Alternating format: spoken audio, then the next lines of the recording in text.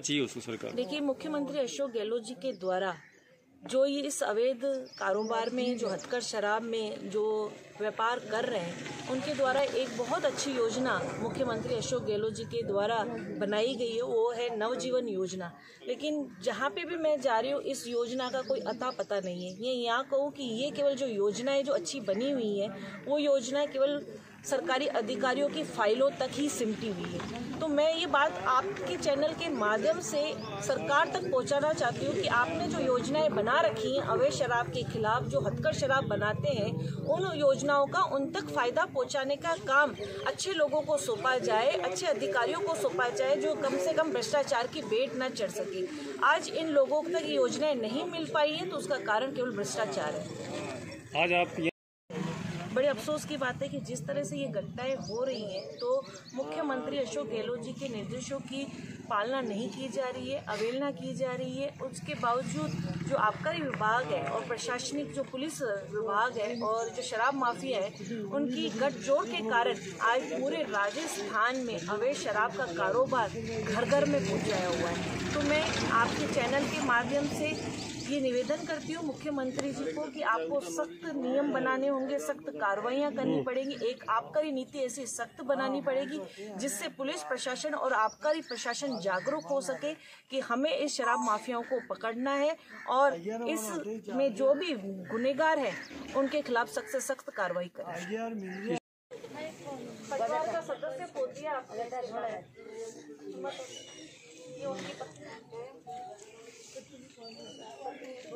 अच्छा, आपके पास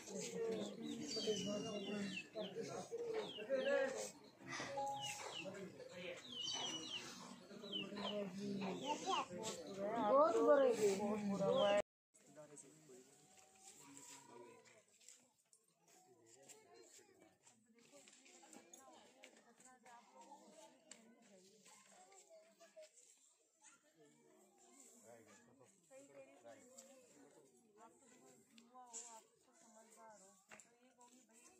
वो बंद तो होता ये चीज। और इसके बाद भी आपको कह रही हूँ, आपको खुद को जागरूक होना पड़ेगा, अपने बच्चों के लिए जागरूक होना पड़ेगा। आपके गांव में आपके किसी भी तरह से कोई नशा मुक्ति का कार्यक्रम चला है क्या आज तक? 2 लाख रुपए है क्या? उसकी जान की कीमत 2 लाख रुपए है क्या, जो आज वो चला गया? तो मैं आपसे ये पूछना चाहती हूँ कि अगर आपकी कोई डिमांड है, तो आप कोई मांग है जो उचित मांग है, तो मैं आपकी मांग जयपुर में सरकार के समक्ष रखूं कि भाई ये मांग है। और यहाँ भगवान करे चलो जो अस्पताल में एडमिट है वो सही हो जाए। आप महिलाओं को भी भाई खड़ा होना पड़ेगा, उसके पूरे परिवार को खामियाजा भुगतना पड़ता है। तो आप सबको जागरूक होना पड़ेगा। और यही निवेदन करती हूँ आप लोगों से कि छोटे छोटे बच्चों के भविष्य के लिए आपने अपने परिवार में खोया है, तो कम से कम और ये जो छोटे बच्चे ये ऐसे नशा ना करें। तो उसके लिए आप सब लोग जागरूक होकर इस चीज़ को बंद भी कराएं। अगर ये गलत चीज़ हो रही है तो पुलिस प्रशासन जो सरकार है उन तक अपनी बात भी आप पहुँचाएं। क्योंकि मेरा मानना है ये जो चीज़ हुई है, जो जहरीली शराब से, बिल्कुल भी हम खड़े हैं आपके साथ। एक शराब ने इतना बड़ा देखो क्या बर्बाद कर दी।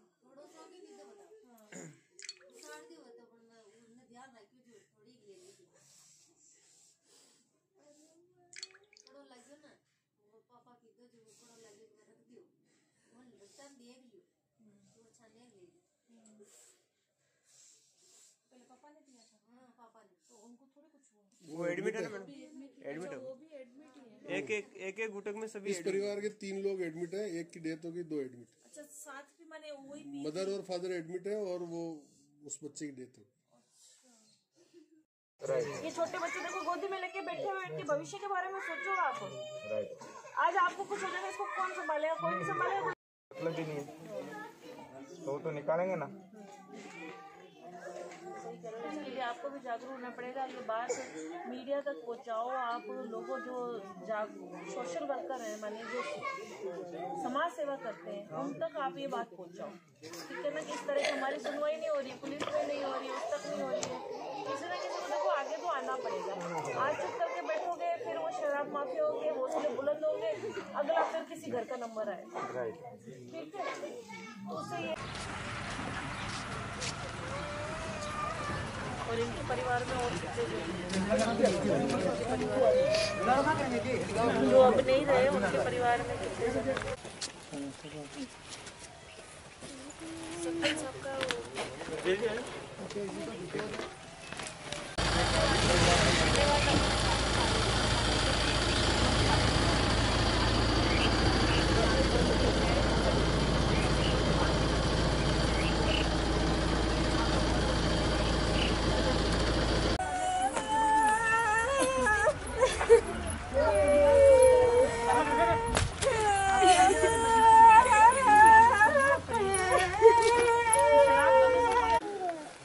आगे बोल नहीं सकते, ये हमारी कमी है। हमारे पिताजी वही गरीब थे और वैसे समझते नहीं थे, उठ बैठ नहीं थी, पास हो गई है ना। तो मैं आपसे बस निवेदन करने आई हूँ और आपकी बात सरकार तक भी पहुँचाने आई हूँ, क्योंकि जिस दिन आपकी घटना हुई है उससे एक दिन पहले हमारी हाई पावर कमेटी की मंत्री जी के साथ मीटिंग थी। पूरे राजस्थान में हमने पीड़ित आश्रितों के लिए आप सरकार से क्या मांग करेंगे? मैं आज यहाँ पे सारण खेड़ा के गांव में आई हूँ। पीड़ित परिवारों के लिए मैंने जो पीड़ित परिवार है कम से कम उनको 20 लाख रुपया मुआवजा और परिवार के एक सदस्य को सरकारी नौकरी की मांग करती हूँ। भीलवाड़ा के सारण के खेड़ा गांव में 5 मौतें हो चुकी हैं जहरीली शराब को पीने की। सरकार को मैं ये बताना चाहूँगी कि राजस्थान में संपूर्ण शराबबंदी की मांग को लेकर भूषण छाबड़ा जी ने अपनी शहादत दी, और जब भी शराबबंदी की बात कही गई तो सरकारों के द्वारा केवल एक ही बात कही गई कि शराब बंद करने के बाद अवैध शराब और हथकर शराब मिलेगी। लेकिन बड़े अफसोस की बात है कि राजस्थान में अभी तक संपूर्ण शराबबंदी लागू नहीं है, उसके बावजूद भी हथकर शराब और अवैध शराब मिल रही है, जिसका खामियाजा अभी कुछ दिन पहले भरतपुर में भी 8 मौतें हो चुकी हैं। और दूसरा, जहाँ पे आज मैं खड़ी हूँ, मृतक परिवारजनों से मिली है, जहाँ पे स्थिति बहुत गंभीर है और काफ़ी लोग अस्पताल में भर्ती भी हैं। तो मैं माननीय मुख्यमंत्री जो अशोक गहलोत जी हैं, जो गांधीवादी विचारधारा के मुख्यमंत्री हैं, मैं उनसे एक निवेदन करूँगी, एक अपील करूँगी, क्योंकि उनके निर्देश देने के बावजूद भी आबकारी विभाग और प्रशासनिक अधिकारी और जो ये शराब माफिया हैं, उनकी मिलीभगत के कारण, उनके इस भ्रष्टाचार के कारण आज इन बेकसूर लोगों की जानें गई हैं। तो मैं उनसे